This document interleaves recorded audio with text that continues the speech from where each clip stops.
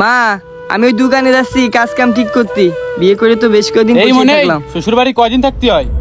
আর তো মা করলে বৌমারা আনিসনি, ভালো করেছিস। নিজের বিষয় অন্য কারো জানার দরকার নেই। আর শোন, কোসে এতদিন একা ছিলি, আমি তোরে টানিছি, এখন তুই বিয়ে করেছিস, যা তোর বা তুই দেখ। আব্বা আমার পর আমি দেখবো মানে? আর তুমি আমার কি টানিস চাও?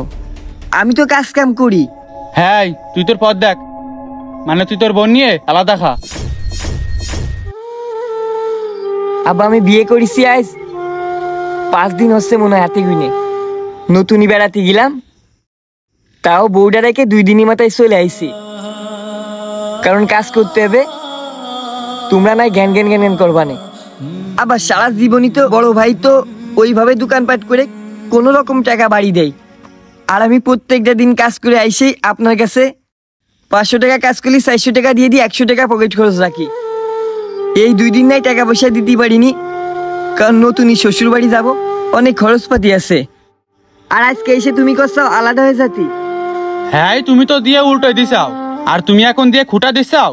আর তোর বড় ভাই যা করে করুক, আমি যেটা কইছি সেটাই হবে। তোর বোন নিয়ে তুই আলাদা হ। তোর জন্য এই প্রতিদিন বাড়ি ঝামেলা ভালো লাগতেছ না। বিয়েটা দিলাম ভালো হবা, তুমি এখন শ্বশুর বাড়িতে আসো না। তোর মা প্রতিদিন জ্ঞান জ্ঞান করে, তুই তোর মার হাতে টাকা পয়সা দিস নে।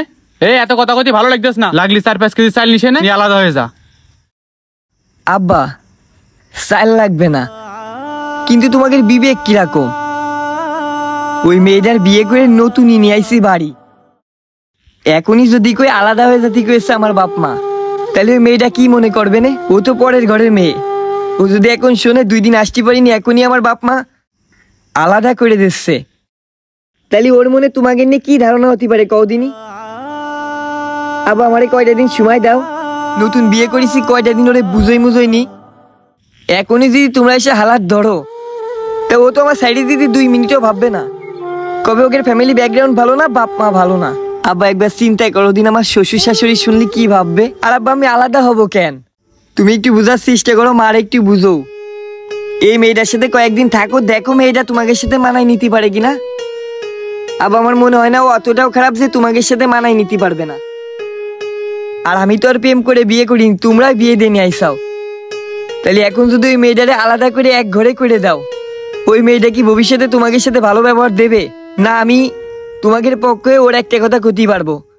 এই শোন, তোর এত কথা ভালো লাগতেছ না। তোর বড় ভাবি একটা তোর মার কাছে জ্ঞান জ্ঞান করে। তোর বড় ভাই আমারে প্রেশার দিচ্ছে, তোর বড় ভাবি কেন নতুন বউরে রান্না খাওয়াবে? সকালে ঘুম থেকে ওঠে না কেন? ওই বাড়ির বউ না, ওইটা রান্না বাড়া করতে পারে না? আবার তুমি এই কথাটা কি করে কইলে? নতুনই বিয়ে করে নিয়ে এসে তারপরেও তো মেয়েটা সকাল সকাল উঠেছে কাজে।